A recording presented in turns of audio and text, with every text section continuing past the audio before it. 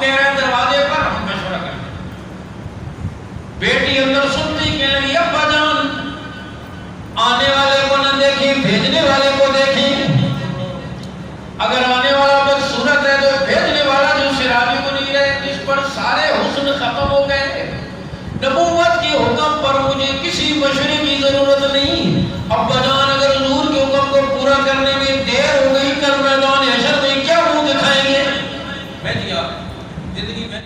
لیکن اس وقت اتنی بات عرض کرتا ہوں کہ اس ہجری سال کی ابتدا اور اسلامی کیلنڈر کی ابتدا حضرت علی رضی اللہ عنہ کے مشورے سے حضرت عمر نے اپنے دور خلافت میں جب اسلامی سلطنت پھیل گئی اب کون سا واقعہ کون سے سال میں پیش آیا تو ضرورت اس بات تھی کہ ایک کیلنڈر اسلامی کیلنڈر اس کی بنیاد رکھی جائے اور اسلامی کیلنڈر مرتب کیا جائے تاکہ اسلامی تاریخ محفوظ ہو. صحابہ سے مشورہ کیا حضرت عمر نے اسلامی کیلنڈر کی ابتدا کب سے کی جائے. حضرات صحابہ کرام نے مشورے دی. کسی نے کہا حضور اکرم صلی اللہ علیہ وسلم کی ولادت مبارکہ کے دن سے اسلامی کیلنڈر کی ابتدا کی. کسی نے مشورہ دیا کہ حضور اکرم صلی اللہ علیہ وسلم کی بعثت سے اسلامی کیلنڈر کا آغاز کیا جائے. کسی نے مشورہ دیا کہ آپ صلی اللہ علیہ وسلم کے سفر معراج سے اسلامی کیلنڈر کی ابتدا کی جائے. بلا شبہ ان میں سے ہر ایک واقعہ بہت عام اور بڑا واقعہ تھا لیکن ان میں سے کوئی بات حضرت عمر کے دل کو لگی اس لیے کہ ان واقعات شخصیت تو سامنے آتی تھی لیکن شخصیت کے کارنامے سامنے نہیں آتے تھے. حضرت علی رضی اللہ تعالیٰ عنہ نے رائے دی کہ اسلامی کیلنڈر کی ابتدا ہجرت سے کی جائے. جب حضور صلی اللہ علیہ وسلم نے مکہ مکرمہ سے مدینہ منورہ کی طرف ہجرت فرمائی اس وقت سے اسلامی کیلنڈر کی ابتدا کی جائے. اور یاد رکھیں ہجرت یہ مدینہ منورہ کی فتح تھی. لوگ مکہ کی فتح کو تو جانتے ہیں لیکن مدینہ کی فتح کو نہیں جانتے. یہ ہجرت ہی مدینہ منورہ کی فتح تھی. مدینہ منورہ مرکز بنا اور پھر مدینہ منورہ کے مرکز بننے کے بعد کی ساری فتوحات ہوئی اور مکہ بھی فتح ہوئی. گویا اسلام کی اشاعت اسلام کا پھیلنا اسلام کی ترقی ہجرت سے. جب حضرات صحابہ کرام نے حضور صلی اللہ علیہ وسلم نے مکہ مکرمہ جیسے شہر کو چھوڑا اور یہ ہجرت بعد کی ساری فتوحات کا ذریعہ بنی. اسلامی کیلنڈر کا آغاز اس لیے ہجرت سے کیا گیا کہ امت مسلمہ جب بھی ہجری سال کا نام لے تو ان کے ذہن میں یہ بات ٹکرائے کہ مسلمانوں کی عظمت اسلام کی شان و شوکت ہجرت کے ساتھ وابستہ ہے. دین کے لیے نقل و حرکت دین کے لیے آج اگر 1444واں سال شروع ہو چکا ہے تو ذہن میں یہ بات ٹکراتی ہے کہ ہماری عظمت کا وہ عمل ہجرت اس کو 1443 سال مکمل ہو چکے ہیں. امت کے ذہن میں یہ بات آتی رہے ہمارا سارا عروج ہماری ساری بلندی ہجرت کے ساتھ وابستہ. تو خیر میں عرض کر رہا تھا کہ ہجری سال کا یہ پہلا مہینہ محرم الحرام اس کی پہلی تاریخ ہے.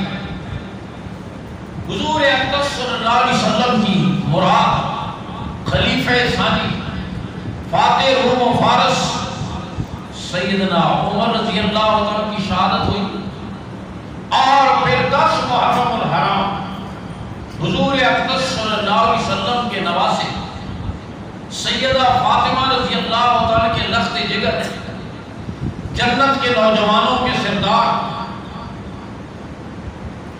سیدنا حسین رضی اللہ تعالیٰ عنہ اور ان کے خاندان کی مظلومانہ شہادت دل خراش واقعہ پیش ہے۔ یہ بات ذہن میں رکھیں کہ شہادت اتنا عظیم منصب ہے۔ شہادت افسوس کی چیز نہیں، شہادت اتنا عظیم منصب ہے کہ موت ہر چیز کو ختم کر دیتی ہے، شہادت موت کو بھی ختم کر دیتی ہے۔ موت ہر چیز کو ختم کر دیتی ہے لیکن شہادت موت کو بھی ختم کر دیتی ہے۔ کچھ لوگ ایسے ہوتے ہیں زمین پر چلتے پھرتے کھاتے پیتے بھی مردہ کے حکم میں ہوتے ہیں، اور کچھ اتنے عظیم ہوتے ہیں کہ زیر زمین جا کر بھی زندہ ہوتے ہیں۔ یہ زندگی جان جانے والی ہے، جان دی ہوئی اسی کی تھی۔ حق تو یہ ہے کہ حق ادا نہ ہوا۔ یہ جان اور زندگی کسی کے کھاتے میں لگ جائے، اللہ کے نام پر قربان ہو جائے، تو پھر اتنی قیمتی بن جاتی ہے کہ اس کو ہمیشہ کی زندگی نصیب ہو جاتی ہے۔ اس لیے قرآن مجید میں ایک مقام پر تو فرمایا لا تقولوا لمن يقتل في سبيل الله اموات، جو اللہ کی راہ میں مارے جائیں۔ کس کی راہ میں؟ بولو اللہ۔ کسی عورت کی خاطر نہیں، کسی لڑکی کی خاطر نہیں، ہاں کسی تعصب کی خاطر نہیں، کس کی خاطر؟ اللہ کی خاطر۔ جانے تو لوگ دیتے ہیں، کہیں کوئی اپنے عشق میں جان دے دیتا ہے، کہیں مال کی خاطر، کہیں کس کی خاطر، لیکن فرمایا جو جان اللہ کے نام پر لگ جائے تو فرمایا ان کو مردہ مت کرو۔ دوسری آیت اس سے پڑھ کر فرمایا لا تحسبن الذین قتلوا فی سبیل اللہ امواتا، جو اللہ کی راہ میں مارے جائیں ان کو مردہ خیال بھی نہ کرو۔ کہنا تو دور کی بات، ان کو مردہ خیال بھی نہ کرو، بل احیاء عند ربہم یرزقون، اللہ کے ہاں وہ زندہ ہے اور انہیں رزق دیا جاتا ہے۔ حضور اقدس صلی اللہ علیہ وسلم نے اپنی زبان مبارک سے اور اپنے عمل سے بھی شہادت کی عظمت بیان فرمائی۔ آپ غور فرمائیں کہ اس کائنات میں رب ذوالجلال کے بعد مخلوق میں سب سے بلند مقام کس کا ہے؟ حضور اقدس صلی اللہ علیہ وسلم کا ہے۔ آپ سید الاولین والآخرین ہیں، آپ امام الرسل ہیں، آپ خاتم النبیین ہیں۔ اتنی بلندیوں پر پہنچ کر بھی کہ ایک موقع پر آپ صلی اللہ علیہ وسلم نے صوم وصال رکھا۔ صوم وصال یہ کہ آپ نے ایک روزہ رکھا، شام کو افطار کیے بغیر اگلا روزہ شروع کر دیا، افطار اور سحری کے بغیر پھر اس سے اگلا روزہ شروع کر دیا۔ اس کو کیا کہتے ہیں؟ صوم وصال۔ صحابہ نے آپ کو دیکھا تو صحابہ تو قدم قدم پہ آپ کی پیروی کرنے والے تھے، انہوں نے بھی یہ روزہ رکھنا شروع کر دیا۔ دوسرے دن آپ نے دیکھا کوئی ادھر گر رہا ہے، کوئی ادھر گر رہا ہے، کوئی ادھر گر رہا ہے، نکات اور کمزوری۔ آپ صلی اللہ علیہ وسلم پوچھا کہ کیا ہو رہا ہے؟ صحابہ نے عرض کی حضور آپ نے صوم وصال رکھا، آپ نے بھی رکھنا شروع کر دیا، اس وجہ سے کمزوری ہوگی۔ رحمت دو عالم صلی اللہ علیہ وسلم نے فرمایا ایکم مثلی یطعمنی ربی ویسقینی، تم میں میری مثل کون ہو سکتا ہے؟ مجھے تو میرا رب کھلاتا پلاتا ہے، میری مثل کون؟ اور آپ صلی اللہ علیہ وسلم نے فرمایا بسا اوقات، عظمتیں دیکھیں نا، فرمایا بسا اوقات مجھے میرے رب کے ساتھ ایسا قرب کا تعلق ہوتا ہے جبریل بھی اس میں پر نہیں مار سکتے۔ جبریل میں پر معراج کے سفر میں سدرۃ المنتہا پر پہنچ کر نوریوں کا وہ سردار رک گیا، نوریوں کا وہ سردار رک گیا اور کہا میں اس سے آگے نہیں جا سکتا، اگر میں اس سے آگے جاؤں گا رب کی تجلیات سے میرے پر گر جائیں گے۔ جہاں نوریوں کے سردار کی پرواز ختم ہو گئی، امام الانبیاء کی پرواز وہاں سے شروع ہوئی۔ فرمایا بسا اوقات مجھے میرے رب کے ساتھ ایسا قرب کا تعلق ہوتا ہے، اس تعلق میں جبریل بھی پر۔ میں عرض کر رہا ہوں ان عظمتوں کے باوجود آپ شہادت کی تمنا فرما رہے ہیں. کیا فرمایا؟ فرمایا لَوَدِدْتُ أَنْ أُقْتَلَ فِي سَبِيلِ اللَّهِ ثُمَّ أُحْيَا ثُمَّ أُقْتَلْ ثُمَّ أُحْيَا ثُمَّ أُقْتَلْ. میری دلی تمنا یہ ہے، حضور فرمائے میری دلی تمنا یہ ہے اللہ کی راہ میں شہید کیا جاؤں، پھر زندہ کیا جاؤں، پھر شہید کیا جاؤں، پھر زندہ کیا جاؤں، پھر شہید کیا جاؤں. آپ صلی اللہ علیہ وسلم نے شہادت کی تمنا اور پھر اس کی فضیلت کو بیان فرمایا. فرمایا جنتی جنت میں پہنچ جائیں اور جنت میں پہنچنے کے بعد زمین و آسمان سے 10 گنا بڑی جنت، سونے اور چاندی کے محلات، دودھ اور شہد کی نہریں، حسن و جمال، حشم و خدم، حور و غلمان، ان نعمتوں کی فراوانی میں کوئی بھی دنیا میں آنے کی تمنا نہیں کرے گا. جنت میں پہنچنے کے بعد دنیا میں آنے کی کون تمنا کرے گا؟ جہاں کبھی آٹا غیر، کبھی چینی غیر، کبھی دالیں غیر، کبھی بجلی غیر، کبھی گیس غیر. ہاں، جہاں 100 روپے کی خاطر ایک انسان دوسرے انسان کو قتل کر دے، اس اغراض اور مجبوریوں سے بھرپور دنیا میں آنے کی کون تمنا کرے گا؟ کبھی بجلی کے بل کی فکر، کبھی گیس کے بل کی فکر، کبھی بیماریاں، کبھی دشمنیاں، کبھی کیا، کوئی تمنا نہیں. فرمایا شہید اے جنت میں جانے کے بعد کوئی جنتی دنیا میں آنے کی تمنا نہیں کرے گا سوائے شہید کے. وہ عرض کرے گا یا اللہ ایک دفعہ تو دنیا میں پھر بھیج دے کہ تیری راہ میں گردن کٹانے میں جو مزہ تھا وہ جنت میں بھی نہیں. تیری راہ میں گردن کٹانے میں جو مزہ تھا وہ جنت کیوں؟ ایک بزرگ اللہ والا فرماتے ہیں کہ اگر مجھے کل میدان حشر میں اختیار دے دیا جائے یا جنت میں چلے جاؤ یا سجدے میں چلے جاؤ تو میں سجدے میں چلا جاؤں گا، اس لیے کہ جنت میں چلے جانا میرے نفس کی خوشی ہے، سجدے میں چلے جانا میرے رب کی خوشی ہے.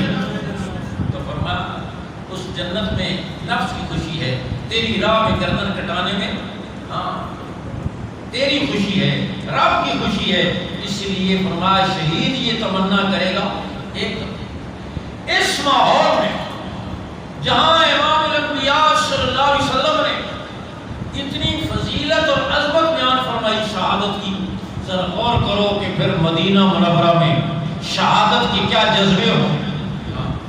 ہر ایک بوڑھا اور جوان، تندرست اور بیمار، ابو ایوب انصاری رضی اللہ عنہ جیسا بوڑھا، مصعب بن عمیر جیسا نازوں کا پلا ہوا نوجوان، ہر ایک اس کی تمنا کر رہا تھا کاش مجھے اللہ کے راستے کی موت نصیب ہو جائے، شہادت کی موت نصیب ہو جائے. آپ صلی اللہ علیہ وسلم تشریف لے جا رہے ہیں غزوے میں. مدینہ منورہ سے باہر ایک مقام تھا جہاں آپ لشکر کو روک کر لشکر کی ضروریات کا معائنہ فرماتے تھے اور جو کم عمر بچے ہوتے آپ انہیں واپس کر دیتے. آپ نے لشکر کا معائنہ فرمایا. 2 نوعمر لڑکی، ابھرتی ہوئی جوانی. آپ صلی اللہ علیہ وسلم نے ایک کو اجازت دے دی، دوسرے سے فرمایا آپ کی عمر کم ہے، آپ واپس چلیں. واپسی کی خبر ان کے لیے بجلی بن کر گئی. حضور صلی اللہ علیہ وسلم سے جذبہ دیکھو نا. میں وہ ماحول آپ کو سمجھانا چاہتا ہوں اور اس ماحول میں کوئی ایک شہید نہیں، گلشن اسلام کی آبیاری شہیدوں کے خون سے ہوئی. اسلام کا گلشن، اس پر جو بہار آتی ہے، اس پر جو عروج آتا ہے، اس کی جو ترقی ہوتی ہے وہ کس سے ہوتی ہے؟ کھاد اور پانی سے نہیں، کس سے ہوتی ہے؟ شہیدوں کے خون سے ہوتی ہے. تو اسلام کے دامن میں کوئی ایک شہید نہیں، بے شمار. آپ نے فرمایا تم واپس چلے جاؤ، تمہاری عمر کم ہے. وہ نوجوان جو ابھی ابھرتی ہوئی جوانی، بلوغت کے قریب تھا، عرض کریں حضور میرے ساتھی کو اجازت مل گئی، اگر میری اس سے کشتی کرائی جائے تو میں اس کو گرا سکتا ہوں، اور اگر میں اس کو گرا دوں تو پھر مجھے بھی اجازت ملنی چاہیے. آپ نے فرمایا چلو ایسا کر لیتے. آپ صلی اللہ علیہ وسلم نے ان کی کشتی کروائی. کشتی کرتے ہوئے اس نے اپنے ساتھی کے کان میں کہا تجھے تو اجازت مل گئی, وہ تو اب واپس نہیں ہو سکتی, میں تجھے ویسے تو نہیں گرا سکتا, میں ذرا سا زور لگاؤں گا تم خود ہی گر جانا, مجھے بھی اجازت مل جائے گی. آپ غور کرو جذبہ دے. آج کا نوجوان جو انڈیا کی فلموں پر اور میسجوں پر پوری پوری رات گزار دیتا ہے, اور ہر چوک میں ڈنڈے ٹھوک کر وہ کرکٹ کا دل دادا, کھیلوں کا دل دادا, اور پھر حال یہ ہے آج کشمیر کے ساتھ یکجہتی کر رہا ہے. ہم کشمیر کے بہادر مسلمانوں کو خراج تحسین پیش کرتے ہیں, ان کی قربانیاں رنگ لائیں گی, تو کچھ نہ کریں. تیری اس تسلی سے ان کی صحت پر جو سالہ سال سے ظلم کی چکی میں پس رہے ہیں, تیری ان قراردادوں سے یا ہاتھوں کی زنجیر بنانے سے ان مظلوموں کی صحت پر کیا اثر پڑتا ہے کہ تمہارا میڈیا سارا دن یہ کہتا ہے ہم ان کے ساتھ ہیں, ان کی قربانیاں رنگ لائیں گی, اور وہ سالہ سال سے بہادر کشمیری قربانیاں دے رہے ہیں, تو اتنے کے لیے رہے. اس سے ان مظلوموں کی صحت پر کیا اثر پڑتا ہے جو تو نے یہ ٹھوکر جا رکھا ہے. میں عرض کر رہا ہوں وہاں یہ نہیں تھا, وہاں نوجوان کے یہ جذبہ. آپ غور کرو آج تو ساری ہمارے نوجوان کی توانائیاں فیشن پر, موبائل پر, کرکٹ پر, اس پر لگ رہی ہیں, اور کشمیر میں تیری بہن بیٹیوں کی عزت کو ہندو لوٹ رہا.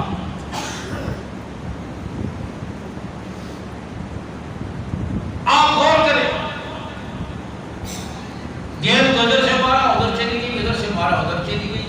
ہاں یہ ہیرو بن گیا قوم کا, ہی کر رہا میں جی. تو سسری نے کہیں تو جانا تھا, ادھر سے مارو ادھر جائے گی, ادھر سے مارو ادھر جائے گی. تیری زندگی کے معراج یہی رہ گئی. اس پر تو جشن مناتا ہے, تو تب جشن مناتا کشمیر میں تیری بہن بیٹیوں کی عزت محفوظ ہو جاتی, فلسطین میں تیرے مسلمان بھائی ظلم سے نجات پا جاتے, دنیا کے مظلوم مسلمانوں کے سر پر تو ہاتھ رکھتا, تیری جوانی اس کام آتی. تو اسے موبائل کی تصویریں دیکھنی پڑ رہی ہے, کرکٹ کے ڈنڈے ٹھوک کر گیند قدر کرنے میں رہ گیا, پھولوں والی شرٹ پہن کر تجھے باجی بننے کا شوق رہ گیا. آپ غور کریں یہ ماحول تھا. کم عمر لڑکی ایڑیاں اٹھا اٹھا کر سب میں کھڑے ہوتے تاکہ ہمارا قد ذرا بڑا نظر آئے اور ہمیں جانے کی اجازت مل جائے. یہ ایک ماحول تھا جو حضور صلی اللہ علیہ وسلم نے جان دینے اور شہادت کے لیے قائم فرمایا. اس بنا پر میں کہتا ہوں آپ صلی اللہ علیہ وسلم کی بعثت سے لے کر آج تک ہجرت کے 1443 سال مکمل ہو گئے, بعثت کے تو اور بھی زیادہ عرصہ ہو گیا ہے. اگر ان سالوں کے دنوں کو شمار کیا جائے تو شاید ان 1450 سال میں کوئی ایک دن بھی ایسا نہ ملے جس دن کسی نے اسلام کی سربلندی کے لیے جان کے نظرانہ نہ پیش کیا. آپ صلی اللہ علیہ وسلم نے یہ جذبہ پیدا فرمایا, بچے بھی مائیں بھی. آپ غور کریں, ماں کو سب سے محبوب ان کی اولاد ہوتی ہے, مائیں بھی. کیا جذبہ ہے. آپ صلی اللہ علیہ وسلم نے مسیلمہ کذاب نے نبوت کا جھوٹا دعویٰ کیا. آج کی ماں تو اپنے بچے کو نہلاتی ہے, کپڑے پہناتی ہے, شرٹ پہناتی ہے, نکر پہناتی ہے, ٹائی لگاتی ہے, سرما لگاتی ہے, کنگھی کرتی ہے, پھر پڑوسن کو آواز دیتی ہے سکینہ تک نہ میرا پتر کے جو انگریز لگتا ہے, بس اس کی معراج اتنی رہ گئی. اس کو یہ انگریز بن گیا. میں کہتا ہوں یہ چمڑی تبدیل نہیں ہو سکتی, کالی رہ جاتی ہے. اگر وہ بھی کوئی صورت ایسی ہوتی کہ چمڑی تبدیل ہو جاتی اس کو بھی ہم تبدیل کر دیتے, باقی تو سب کچھ ہمیں تبدیل کر ایک چیز. اور پھر اس لیے یہ ترقی ہوگی. مولوی ترقی کی راستے میں رکاوٹ ہے, ملتی بھی نہیں ترقی, بگدی بھی نہیں, ہر طرف ترقی ترقی ہے. درخت تو گئے لیکن ترقی تو نہیں ملی. میں عرض کر رہا ہوں حضور صلی اللہ علیہ وسلم نے یہ ماحول قائم فرمایا, بچے بھی عورت بھی. حضرت حبیب انصاری کو بھیجا, مسیلمہ کذاب نے نبوت کا جھوٹا دعویٰ کیا تھا اور اس کے ساتھ بہت سارے لوگ ہو گئے. جو بھی آدمی کتنا ہی بے وقوف کیوں نہ کھڑا ہو جائے، ہاں کتنا ہی احمق اور کتنا ہی نااہل اور بے وقوف کیوں نہ ہو، اس کو اپنے حصے کی بے وقوف مل جاتے ہیں۔ دنیا میں بے وقوفوں کی کمی نہیں۔ مرزا غلام قادیانی نبوت کا دعویٰ لے کر کھڑا ہوا، اس کو اپنے حصے کی مل گئے، اور کہتے نہیں مرزا ہی بڑے لکھے ہوتے ہیں، ہر ایک کو اپنے حصے کی بے وقوف مل جاتی جو اس پر جان دیتے ہیں۔ اچھے خاصے لوگ اس کے ساتھ جنگ ہوئی،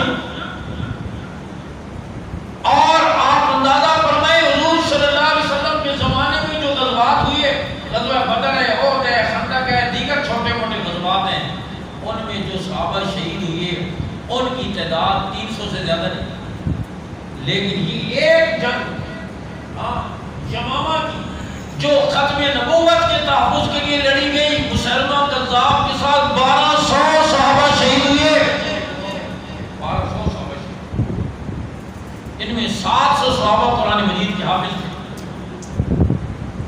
اس مسلمہ کذاب کو دعوت دینے کے لیے آپ نے بھیجا نوجوان انصاری صحابی حضرت حبیب رضی اللہ، جاؤ جا کر مسلمہ کذاب کو دعوت دی۔ وہ گئے، مسلمہ کذاب کو دعوت دی۔ اس نے کہا مجھے نبی مانتے ہو؟ کہا نہیں، تو جھوٹا ہے، نہیں مانتا۔ محمد صلی اللہ علیہ وسلم کو مانتے ہو؟ کہنے لگے میرے ماں باپ آپ پہ قربان ہو جائیں، کیوں نہیں مانتے؟ مجھے مانتے ہو؟ کہا نہیں۔ یہ اس نے سنا اور ان کا دایاں ہاتھ کٹوا لیا۔ غور کرو، آج کے نوجوان امریکہ کے گرین کارڈ کے لیے عیسائیت کا فارم پر کر لیتے، عیسائیت کا فارم پر کر لیتے۔ ظالم، تیرا آخری سہارا تو میدان حشر میں حضور کی ذات تھی، تو نے چند ٹکوں کی خاطر کو بھی ختم کر دیا۔ آسان بات نہیں، دایاں ہاتھ کٹوا دیا۔ پھر اس نے کہا مجھے نبی مانتے ہو؟ کہا نہیں، بایاں ہاتھ کٹوا دیا۔ پھر کہا مجھے نبی مانتے ہو؟ کہا نہیں، دایاں پاؤں کٹوا دیا۔ پھر کہا مجھے نبی مانتے ہو؟ کہا نہیں، بایاں پاؤں کٹوا دیا۔ غور کرو، دایاں ہاتھ کٹ گیا، بایاں ہاتھ کٹ گیا، دایاں پاؤں کٹ گیا، بایاں پاؤں کٹ گیا، زبان تو باقی تھی نا۔ پھر اس نے پوچھا مجھے نبی مانتے ہو؟ کہا نہیں، زبان کٹوا دی، اور پھر چھری لے کر چمڑا ان کے بدن سے یوں اتار دیا جیسے زندہ بکری کی کھال اتاری ہے۔ اور نوجوان تو کہاں تھا، اور آج تو رنگوں کے اندر الجھ گیا، ہاں آج تو بالوں کے ڈیزائنوں کے اندر الجھ گیا۔ تڑپ تڑپ کر سسک سسک کر شہید ہو گئے۔ یہ اطلاع ملی ان کی والدہ ام عمارہ رضی اللہ تعالیٰ عنہ۔ میرے دوستوں، ہمارا بھی ماں تھی، اس کے پیروں میں دھڑکتا ہوا دل تھا، ماں کی مامتا تھی۔ اطلاع ملی تیرا جوان بیٹا ابھی، اس کا دایاں ہاتھ کٹا، بایاں ہاتھ کٹا، دایاں پاؤں کٹا، بایاں پاؤں کٹا، زبان کٹی، چمڑا اترا، اور وہ تڑپ تڑپ کے شہید ہو گیا۔ کروڑوں نے ام عمارہ کی قبر پر سنتے کے لگی لہذا یوم ارضاتہ، اسی دن کے لیے تو بیٹے کو دودھ پلایا تھا نا، اسی دن کے لیے تو بیٹے کی جوانی کی بہاروں کو دیکھنا چاہتی تھی، کل نبوت کے ناموس کے تحفظ کے لیے قربان ہو جائے۔ ماؤں پہ یہ جذبہ، ماؤں پہ یہ حضور تشریف لے جا رہے قلبے میں، راستے میں خاتون بھی نہیں، حضور یہ میرا چھوٹا بچہ ہے شیر خان، آپ اسے لے جائیں میدان کی طرف۔ آپ صلی اللہ علیہ وسلم نے فرمایا اسے میں لے جا کر کیا کروں گا؟ نہ یہ تیر چلانے کی قابل، نہ تلوار، نہ زرہ پہننے کی قابل، نہ ڈھال، نہ زخمیوں کو پانی پلانے کی قابل، نہ مرہم پٹی کرنے کی، اس کو میں لے جا کر کیا کروں؟ ماں کے جذبے نے عرض کرنے لگی حضور یہ تو میں بھی جانتی ہوں، لیکن میرے شوہر شہید ہو گئے، جوان بیٹا شہید ہو گیا، میری کل کائنات اور کل سرمایہ میرا یہی شیر خار بچہ ہے، آپ اسے میدان قتال میں لے گئے، دشمن چاروں طرف سے آپ پر تیروں کی بارش کریں گے، تلواروں کی بوچھار کریں گے، آپ میرے اس بیٹے کو، اس بچے کو ڈھال کے طور پر استعمال کریں گے، ٹکڑے ہو جائے گا، نبوت تو بچ جائے گی نا، یہ ٹکڑے ہو جائے گا، نبوت تو بچ جائے گی۔ آپ اندازہ کریں ماں کا یہ جذبہ، ایک ماحول میں سمجھا رہا ہوں کہ آپ صلی اللہ علیہ وسلم نے امت مسلمہ میں مدینہ منورہ میں کیا ماحول بنایا۔ اس ماحول میں کوئی اسلام کے دامن میں کوئی ایک شہید نہیں،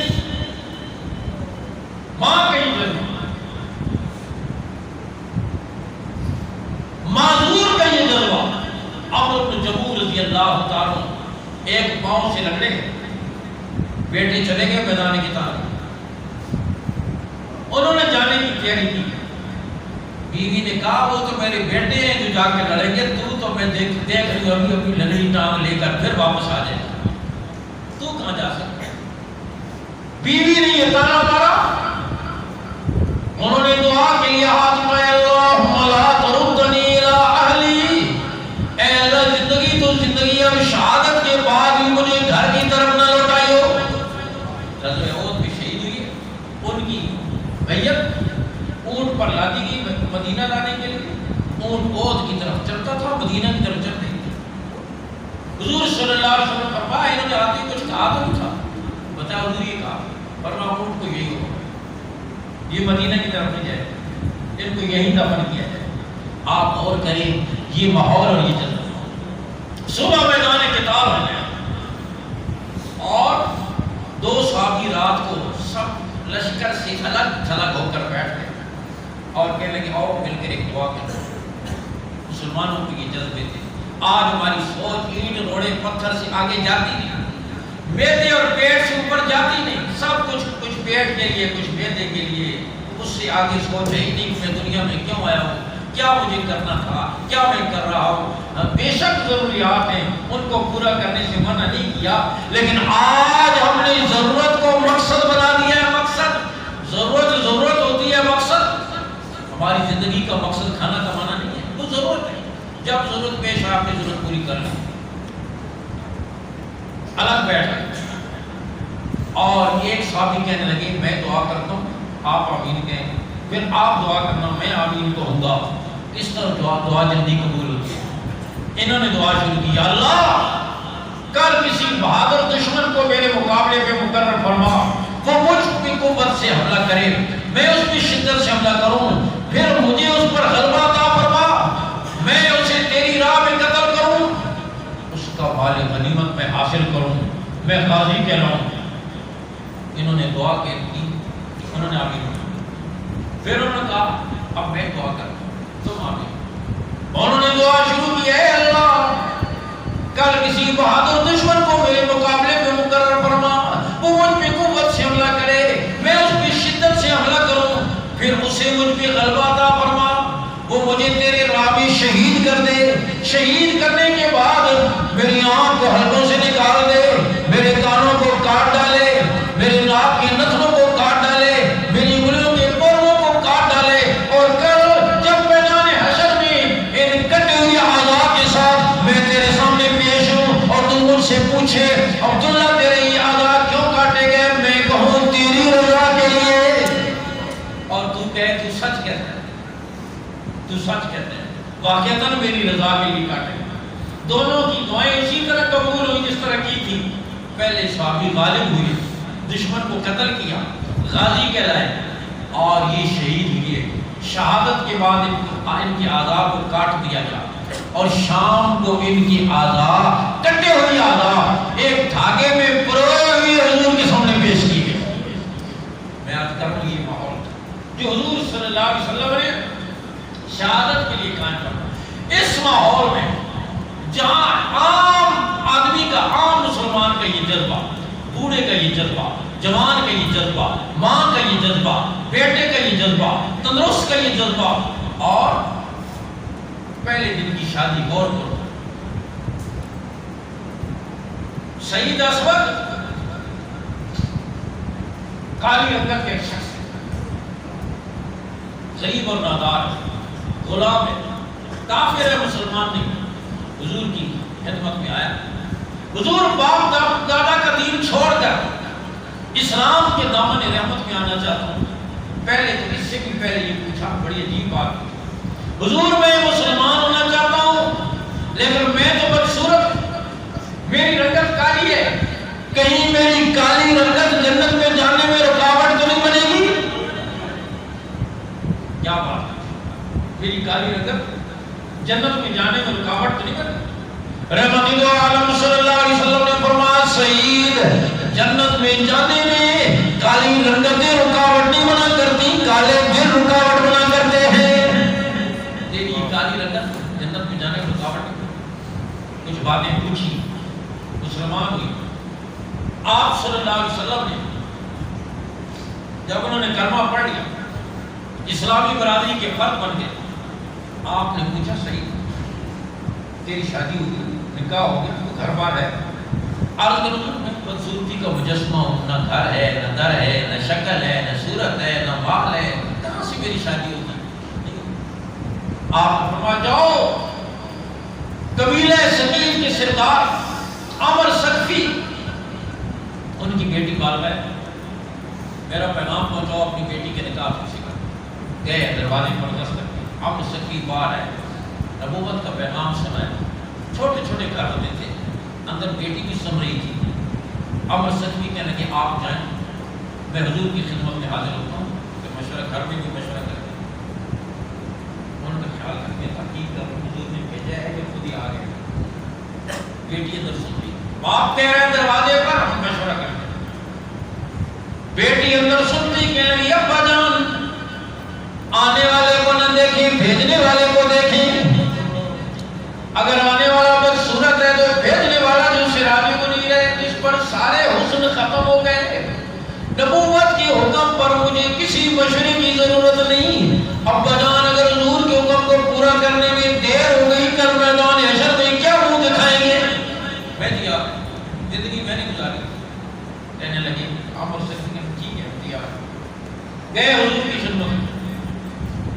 آج حضور رشتہ تو ہو گیا تھا، آپ نے فرمایا جاؤ ابو بکر عمر عثمان علی ان سے 200 درہم قرض لے لو، کوئی جھونپڑی بنا لینا، کوئی گھر کی ضرورت کا سامان خرید لینا۔ کبھی مسلمان کا مال، کبھی مسلمان کا مال، اس میں سارے مسلمانوں کا حصہ ہوتا ہے۔ اور قرآن کہتے ہیں ہاں وفی اموال حق للسائل والمحروم، مسلمانوں کے مالوں میں سوال کرنے والوں کو بھی حصہ ہوتا ہے، جو سوال نہیں کرتا سفید پوش ہے لیکن حالت تنگ ہے اس کا بھی حصہ ہے۔ آج کھا کھا کے فوڈ پوائزننگ ہوتی رہتی ہے اور کھانے کے لیے چورن کھاتا ہے پھر تاکہ زیادہ کھا لوں، اور پڑوس میں پاکوں پہ پاکی، خود اس کے اپنے لباس، ہاں گھر میں کوئی کپڑا ڈھونڈتی ہے، بہت ڈھونڈتی ہے، ایک سوٹ کیس، دوسرا سوٹ کیس، تیسرا سوٹ کیس، الماری، پھر کہتے ہیں ابا جی اتنے مل رہے ہیں کپڑے، کے آگے پیچھے ہو گیا، بعد اتنے کپڑے، اور تیرے پڑوس میں تن ڈھانپنے کے لیے اس کے پاس کپڑا نہیں۔ ہاں تو بلڈنگوں پہ بلڈنگیں لگا رہے، تیرے باورچی خانے پر لاکھوں روپے خرچ ہوتے ہیں، کروڑوں روپے، تیرے پڑوسی کے پاس سر چھپانے کے لیے جھونپڑی بھی نہیں۔ میں عرض کر رہا ہوں انسانیت جواب دے گی۔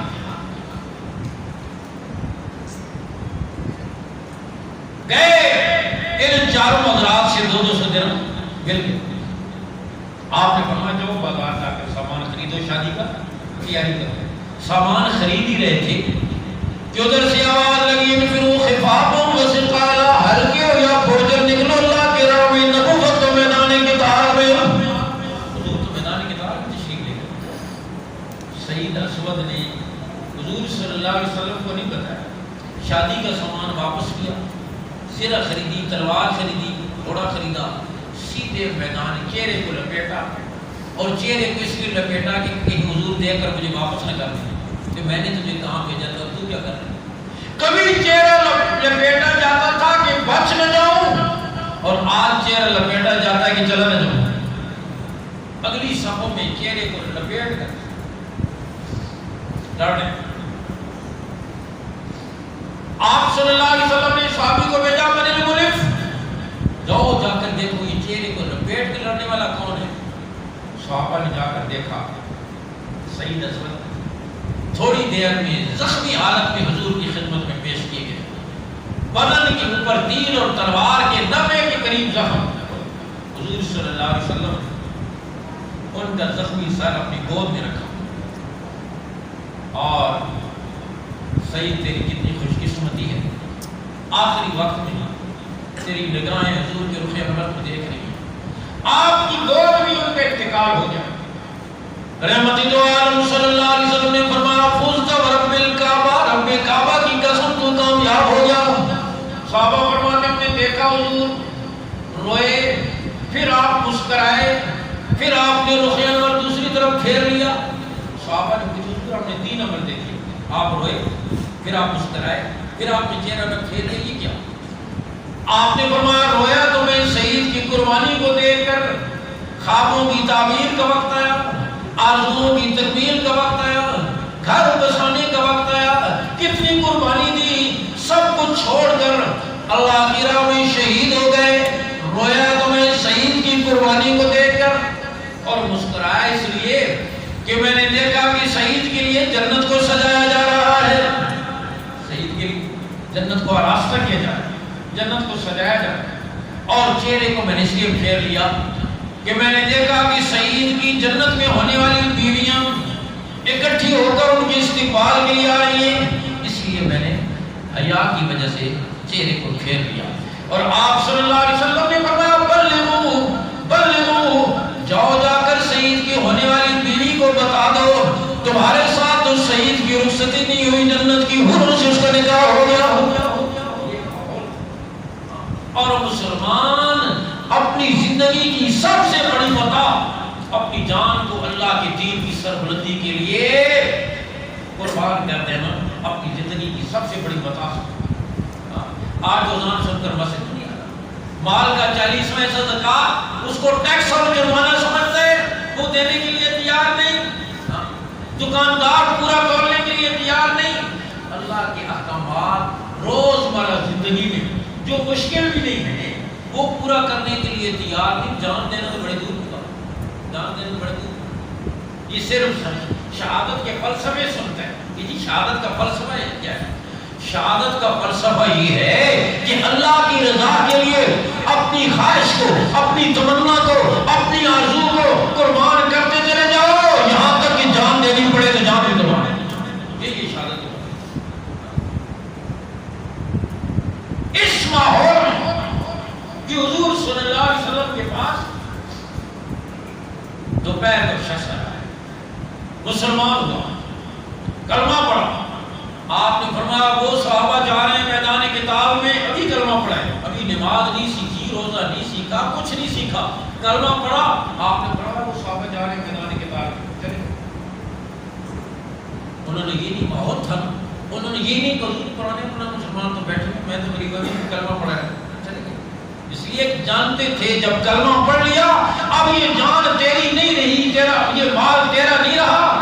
اللہ فرماتے ہیں ان اللہ اشتری من المؤمنین انفسهم واموالهم بان لهم الجنہ، میں نے ایمان والوں کی جانوں اور مالوں کو جنت کے بدلے میں خرید لیا ہے۔ سودا ہو گیا، جان بھی میری ہوگی، مال بھی میرا ہو گیا، جنت اس کی بے ہو چکی ہے، سودا ہو چکا ہے۔ چلے گئے، میدان قتال میں پہنچے، اللہ کی شان، ابھی زور کا وقت نہیں آیا تھا کہ شہید ہو گئے۔ حضور صلی اللہ علیہ وسلم کی تشریف لے گئے، صحابہ عرض کرنے لگے حضور باقی شہیدوں کو ہم پہچانتے ہیں، یہ ایک اجنبی شہید ہے، ہمیں نہیں پہچانتے نہیں یہ کون ہے۔ آپ صلی اللہ علیہ وسلم اس اجنبی شہید کے سرانے کھڑے ہوئے اور آپ نے فرمایا وہ اجنبی شہید تیرے ساتھی تو یہ کہتے ہیں ہم تجھے پہچانتے نہیں، اور میں اللہ کا رسول گواہی دیتا ہوں تو جنت کی نہروں میں کھوتے لگا رہا ہے۔ میں اللہ کا رسول گواہی دیتا ہوں جنت کی۔ دوپہر کو مسلمان ہوا، ابھی زور کی نماز کا وقت نہیں آیا تھا کہ جنت کی نہروں میں جانے، اس لیے حضور صلی اللہ علیہ وسلم نے فرمایا جنت تک جانے کا مختصر ترین راستہ یہ جہاد کرنا، جنت تک جانے کا مختصر ترین راستہ شہادت کا راستہ۔ تو خیر اس ماحول میں، جس ماحول میں شہادت زندگی کی سب سے بڑی تمنا سمجھی جاتی تھی، اب فاروق اعظم رضی اللہ تعالیٰ حضور اقدس صلی اللہ علیہ وسلم نے اللہ سے جن کو مانگ کر لیا ہے، میں عرض کر رہا ہوں یکم محرم الحرام سیدنا فاروق اعظم رضی اللہ تعالیٰ، اور 10 محرم الحرام نواز رسول اور جگر گوش رسول سیدنا حسین رضی اللہ عنہ کے رفقا کی حضرت عمر رضی اللہ تعالیٰ جنہیں میرے رب نے چنا دین کی سربلندی کے لیے۔ عمر مسلمان ہوئی اور غور کرو، آج میں کہا کرتا ہوں سب کچھ ہے، آزاد ریاستیں ہیں، تیل کی دولت ہے، مال و دولت ہے، فوجیں ہیں، ایٹمی قوتیں ہیں، مسلمانوں کی عددی اکثریت ہے، لیکن سمندر کی جھاگ جتنا وزن نہیں، ساری دنیا سے بھیک مانگتے پھرتے ہیں، بھیک بھی دینے کے لیے کوئی تیار ہے، کوئی دے دے تو ہم جشن مناتے ہیں، ہماری پستی دیکھو نا، کہیں سے بھیک مل جائے ہمیں شرم نہیں آتی، ہم جشن مناتے ہیں، فلاں نے اتنے دے دیے، فلاں نے اتنے دے دیے، فلاں نے قرضہ معاف کر دیا۔ حضرت عمر رضی اللہ عنہ غور کریں، عمر مسلمان ہوئے، صحابہ فرماتے ہیں اسلام حجرے سے نکل کر میدان میں آیا، عمر نے کلمہ پڑھا، دار ارقم ہے، نماز کا وقت ہے زور کا، حضور نماز کہاں پڑھیں گے؟ فرمایا عمر یہی پڑھیں گے، بیت اللہ میں تو تیری قوم پڑھنے نہیں دیتی۔ عمر عمر کے مسلمان ہونے سے پہلے بھی عبادت چھپ کر ہو، عمر کے اسلام لانے کے بعد بھی عبادت چھپ کر ہو، پھر عمر کے اسلام لانے کا کیا فائدہ؟ اور ہم بیت اللہ میں نماز پڑھیں، اسلام حجرے سے نکل کر، خلوت سے نکل کر جلوت میں آیا، منظر پہ آیا، اور پھر وہ عمر آیا جس کے صرف کرتے میں 12-14 پیون لگے ہوتے تھے، کرتے میں 12-14 پیون لگے، صدقے کی اونٹوں پر جو خود تیل کی مالش کرے، اینٹ کا ٹکڑا سر کے نیچے رکھ کر سو جاتے، کسی درخت کے نیچے آرام کر لیتے، اور اس عمر کا رعب اور دبدبہ ایسا تھا کہ کیسر اور کسرا کانپتے اور لرزتے ہیں عمر کے نام سے، جس کے کرتے میں 12-14 پیون لگے ہوتے، جو زمین کے اوپر لیٹ جاتے، اینٹ کا ٹکڑا سر کے نیچے رکھ کر، پتھر کا ٹکڑا سر کے نیچے رکھ کر سو جاتا، لیکن عمر کو رو، عمر کا احتساب، عمر کا دبدبہ، پاکستان جیسے 50 ملک، اور وجہ کیا تھی کہ عمر کے احتساب اپنی ذات سے شروع کرتے ہیں، آج تو دوسروں سے شروع کرتے ہیں، پھر بلکہ مخالفین سے شروع کرتے ہیں، جو حکومت ہوتی ہے وہ اپوزیشن سے شروع کرتی ہے، دوسروں سے شروع کرتے ہیں، اپنوں پر ہاتھ نہیں ڈالتے، عمر اپنی ذات سے، عمر خطبہ دے رہے ہیں، یمن سے چادریں آئی تھی اور سب کو ایک ایک ملی، عمر خطبہ دے رہے ہیں، ان کے اوپر 2 چادریں، ایک اوپر لپیٹی ہوئی ہے، ایک جتنے مرضی، خطبے کے دوران فرما رہے ہیں سنو اور اطاعت کرو۔ ایک صحابی عبداللہ بن مسعود رضی اللہ عنہ عرض کریں حضور امیر المومنین نہ سنیں گے نہ اطاعت کریں گے جب تک یہ نہ بتائیں کہ سب کے پاس ایک چادر ہے، دوسری چادر آپ کے پاس کہاں سے آئی؟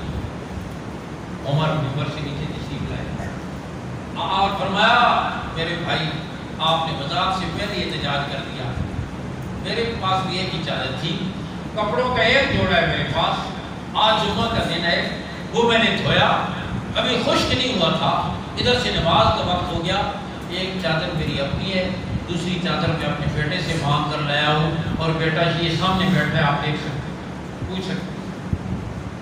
سنتے ہی کہنے لگے عمر آپ فرمائیں سر آنکھوں پر، سنیں گے بھی اطاعت نہیں۔ غلط فہمی ہوتی ہے نا تو آدمی سمجھ جاتے ہیں، بدنیت جو ہوتا ہے وہ نہیں سمجھتا، جو غلط فہمی ہوتی ہے وہ سمجھ۔ یہ احتساب تھا، پبلک کا ایک آدمی بڑے مجمع میں عمر کو ٹوک رہے،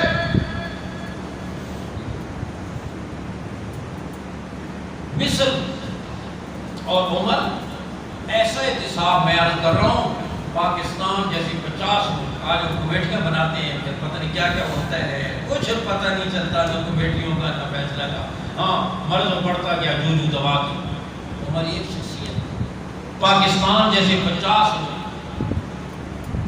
مصر عمر کی سلطنت میں، اور حضرت عمر رضی اللہ تعالیٰ نے یہ جو سلطنت قائم کی، عرض کرتا چلا جب غور فرمائیں، بیت المال سب سے پہلے عمر نے قائم کیا، مردم شماری سب سے پہلے عمر نے قائم کیا، پولیس کا محکمہ عمر نے قائم کیا، ایجنسی اور سیکورٹی کا محکمہ عمر نے قائم کیا، مسافر خانے عمر نے قائم کیے، مدارس عمر نے قائم کیے، مساجد عمر نے قائم کی، مکہ سے مدینہ راستے میں جاتے ہوئے مسافروں کے لیے مکان تعمیر کیے، بے شمار کام، وظیفے مقرر کیے، بچوں کے وظیفے مقرر کیے، معذورین کے وظیفے مقرر کیے، یہاں تک کہ غیر مسلم جو اپاہج، جو بوڑھے ضرورت مند عمر نے ان کے لیے وظیفے مقرر کیے۔ ویلفیئر کا سارا نظام جو آج یورپ کے ملکوں میں نظر آ رہا ہے، وہ سارا نظام انہوں نے عمر سے لیا۔ حضرت عمر رضی اللہ تعالیٰ نے یہ باقاعدہ سلطنت کا سارا نظام، محکموں کا مرتب نظام عمر نے قائم کیا۔ اور میں عرض کر رہا ہوں اس میں مصر مسلمانوں کی سلطنت میں، خلافت میں سب سے بڑا صوبہ، سب سے زیادہ آمدنی کا صوبہ، زرخیز صوبہ یہ مصر تھا۔ عمرو بن عاص مصر کے گورنر ہیں، اور عمر چیک رکھتے تھے کہیں کوئی بدل تو نہیں رہا، گورنری نے تبدیل تو نہیں کیا۔ حج کے موقع پر عمر سارے صوبوں کے گورنروں کو بلاتے، علیکم بالموسم، سارے حج پر آؤ، سارے گورنر لائن میں کھڑے ہوتے، علاقے کے لوگ بھی شکایتیں لے کر کھڑے ہوتے، سامنے شکایت کرنے والا، سامنے گورنر، سامنے امیر المومنین۔ یہ پہلا لقب بھی امیر المومنین کا عمر، اور عمر